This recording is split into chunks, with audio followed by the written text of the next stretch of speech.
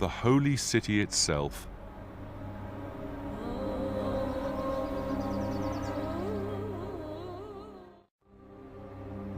And so was born the dangerous conviction that the interests of the British Empire and the will of God might be one and the same. For Christians, Jerusalem was sacred as the site of the Church of the Holy Sepulchre, venerated as the place where Christ's body was laid.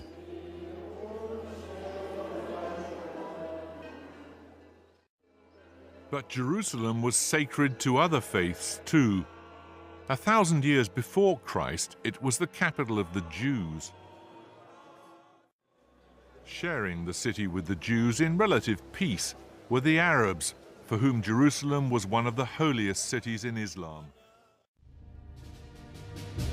For the British Prime Minister Lloyd George, the empire now began to feel like a divine mission. Most British political leaders had been brought up on the Bible. They were steeped in its geography, and as for its history, well, Lloyd George claimed that as a boy he knew the names of the kings of Israel long before he knew the names of the kings of England. At noon on December the 11th, 1917, British forces entered Jerusalem. In a show stage managed from London for this imperial victory, the trappings of power were discarded. Commander-in-Chief General Edmund Allenby dismounted from his horse and entered the city on foot. To a watching world, Allenby was proclaiming that he came not as a conqueror, but as a pilgrim.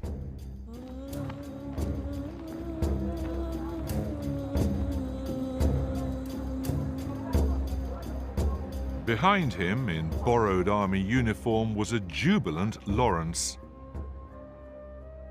But his joy would prove short-lived.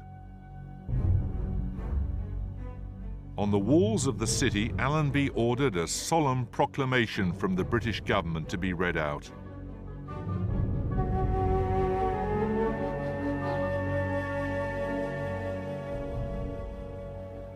He knew, he said, that the place was sacred to three great religions, that its soil had been sanctified by prayer and pilgrimage, and he promised to preserve it. But for all his fine words, Allenby had been handed a ticking time bomb. For back in London, the British government had just gone even further. The Jews of Europe, scattered for centuries, had been made a remarkable offer.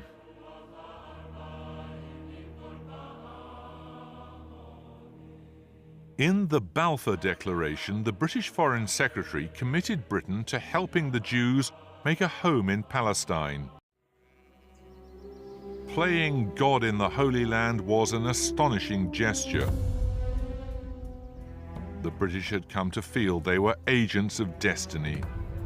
They had become powerful enough, and you might say well-meaning enough, to believe they could solve the problems of the world.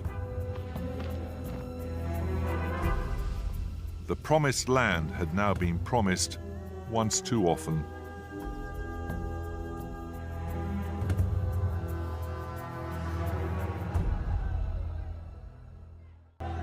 Over the next decade, as more and more Jews arrived in Palestine, tension between them and the Arabs rose.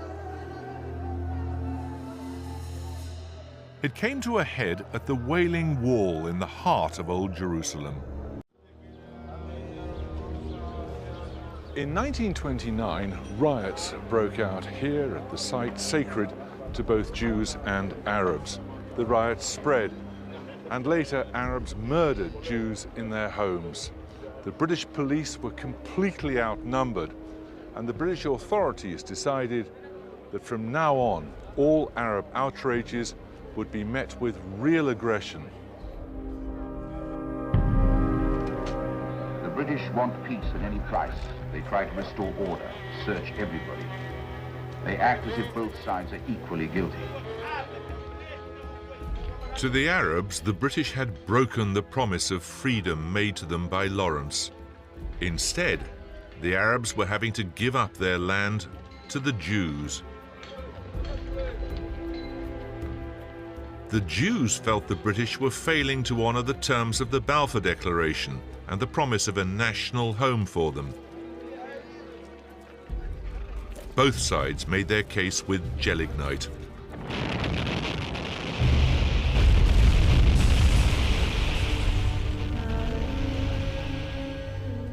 Both sides committed appalling atrocities.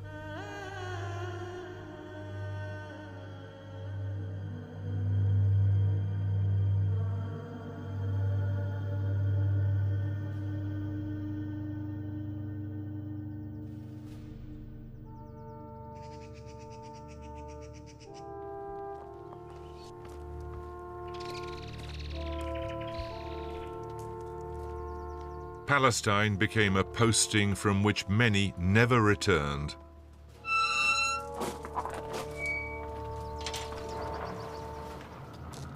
The Protestant cemetery on Mount Zion is full of British graves. Many belong to soldiers, policemen, and civilians who died trying to keep apart two peoples who had previously lived relatively peaceably together.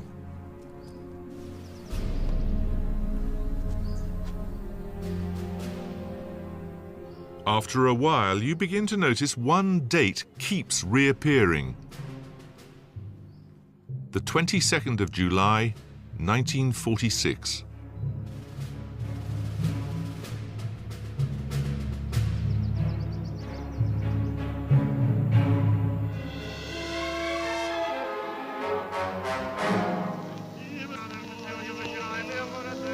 It was in the wing on the right of the picture that the terrorists placed their explosive.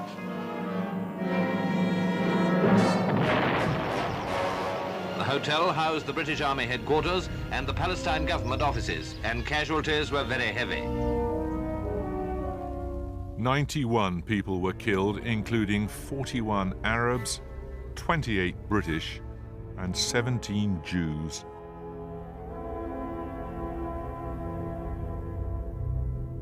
Sarah Agassi was 17 at the time. She was a member of the team of militant Jews who bombed the King David Hotel. Pretending she was just attending a dance, she scouted the hotel for the terrorists, deciding where the bombs should be placed. So they came down here with the bombs, and then what happened? To the place where we not. No, it's not here. There. Through there. Of course. It was open. Do you recognize it? Yeah, of course. We came from here. This was the place that you had been looking at when you came dancing that day? Yes, here. Here was the bar, and here was the orchestra, and all this was very big, and we danced. A lot of chairs and tables, beautifully lamps, and everything was very beautiful. Now, where were the bombs put? Into these columns. This is one of the columns that supports the whole hotel, I guess. Yes, or yeah. this corner of it. It's not one, 2, 3, but 4, 5. 5 columns, 5 bombs.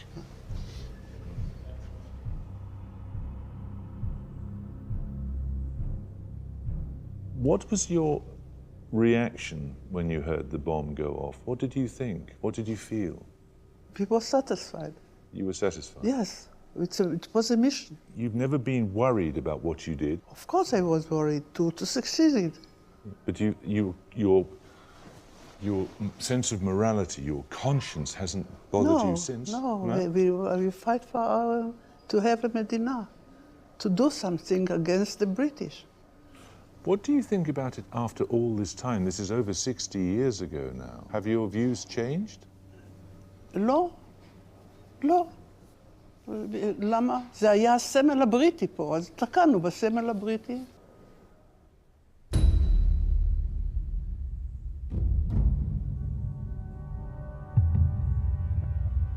Do you not feel any thanks at all to the British? I mean, without the Balfour Declaration, there would have been no Jewish homeland in this part of the world? זה גם היה האינטרס של ממשלת הוד מלכותה להיות פה שליטים. Sure. The motive is neither here nor there. I mean, whatever the motive was, do you not think that the Balfour Declaration, the right of the Jews to have a homeland in Palestine, It was a good start. that was a good thing, wasn't it? Yes. And are you not grateful for the British for that? אפשר להגיד תודה, זה לא בעיה. It was now a lot less like the promised land than hell on earth. Tommy's Go Home, someone daubed on a wall, and beneath it, a despairing squaddy wrote, I wish we fucking well could.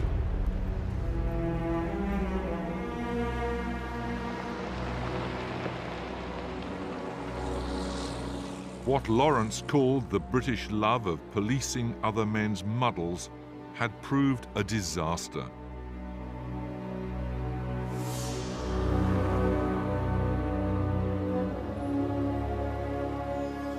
The British Empire is gone from the Middle East, but everyone still lives with the consequences of Britain's presence in Palestine. Divided peoples and a divided land.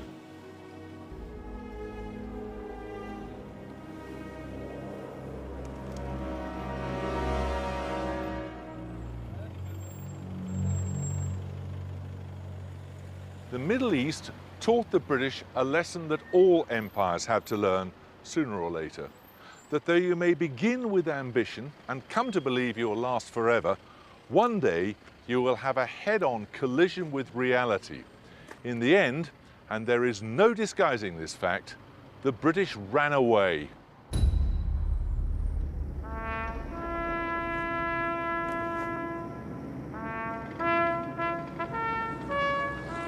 It was May 1948.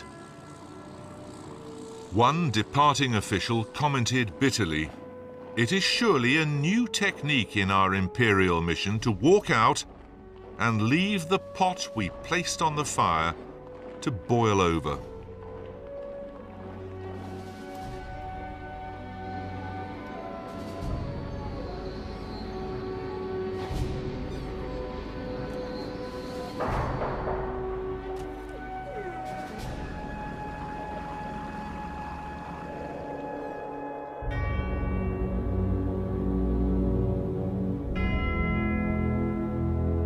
The bluff of British omnipotence had been called.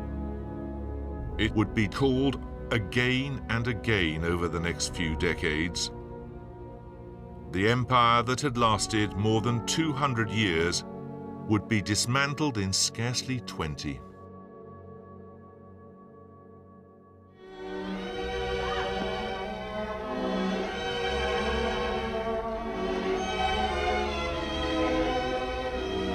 The British were beginning to lose interest.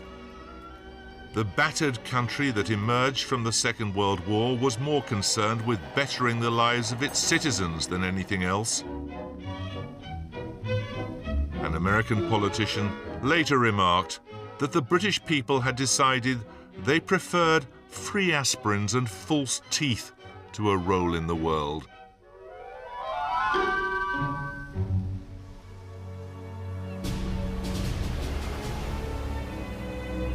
But it hasn't entirely turned out that way.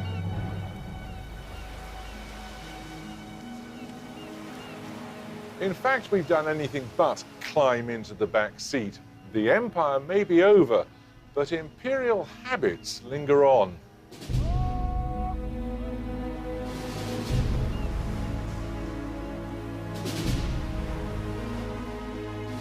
In the last 3 decades, Britain has embarked on 7 foreign wars.